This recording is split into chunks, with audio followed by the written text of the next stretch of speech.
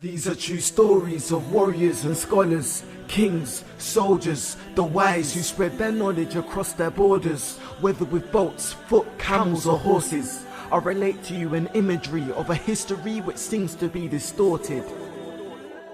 There's something I was never taught when I was in school. I was left with foolish thoughts, thinking Muslims were mere fools. I was never taught that the whole world was almost ruled by these so-called fools. Hold that thought. This I give is the history of Islam, strictly giving the facts. Let's flick out a map of a world that you once thought was flat. Back 1,400 years ago, in the Saudi Arabian desert, came down from the heavens holy scriptures to a man to convey the message. His name was Muhammad sallallahu alayhi wasallam.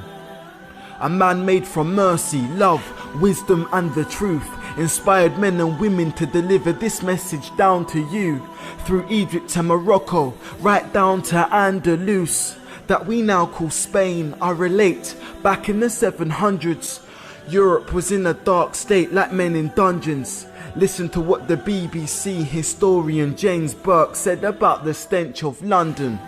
He said people threw their refuse in the centre of the streets. This means feces, urine and whatever filth you can think.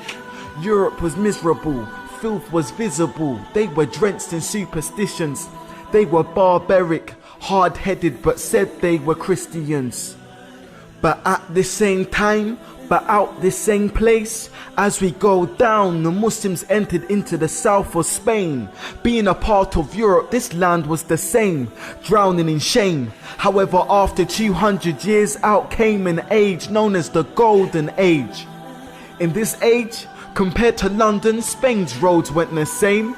London had mud huts, not even one street lamp to boast, while Spain was paved with street lights and homes, hundreds of mosques and places to bathe.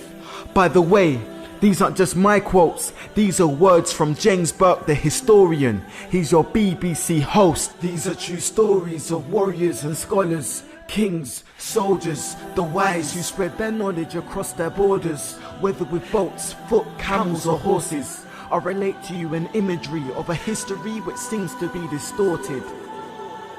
Seriously, this place was beautiful and became a place where there was food for all. Whether you were a Jew or a Christian, you were cool. This dry land began to gush with shoots. Thus came up luscious fruits, almonds, grapes, bananas and oranges. And in the Arabic language, oranges Portugal. And what remains next to Spain, the land of the oranges, Portugal. Man, my history teacher was awful. I was taught about myths of all sorts. I thought Muslims were desert men. I thought they were irrelevant. Now I see these so-called desert men brought their intelligence. They taught how to talk eloquent. The Muslims brought their medicines and taught about elements. You want the evidence? Look to our schools in our maths and chemistry, algebra, alkalis, alchemy. Now what type of language has al in it besides Arabic? Now, the Muslims made over 70 libraries, whilst the West never had paper. Oh, this is some heavy irony. In fact, in this rich and sophisticated society, Jews and Christians said, the Muslims are a gift who saved us from tyranny. Students from Europe would travel to sit at the feet of the Muslim scholars because it was they who had knowledge of medicine, astrology, astronomy, physics and geometry, mechanics, geography, optics, trigonometry, mathematics, chemistry, algebra, psychology, poetry, hydrostatics, navigation and history.